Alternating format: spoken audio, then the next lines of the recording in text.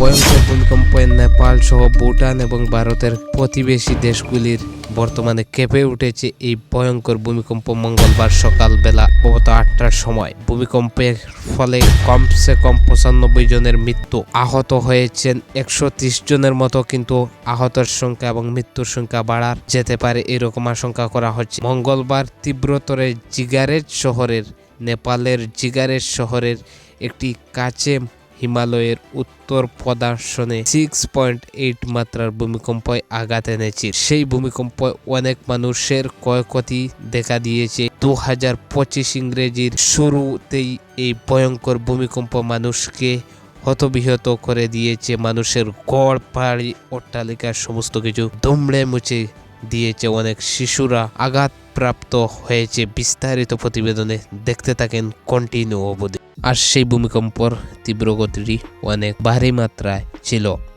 পশ্চিমবঙ্গের কিছু অংশতে সেই ভূমিকম্পর অংশটি বা তাপমাত্রা এসে যায় অনেক। পশ্চিমবঙ্গে 7.1 স্কেলে এরকম ভূমিকম্পর উত্তাপটি ছিল। দিল্লির কিছু অংশতে এই উত্তাপটি ছিল।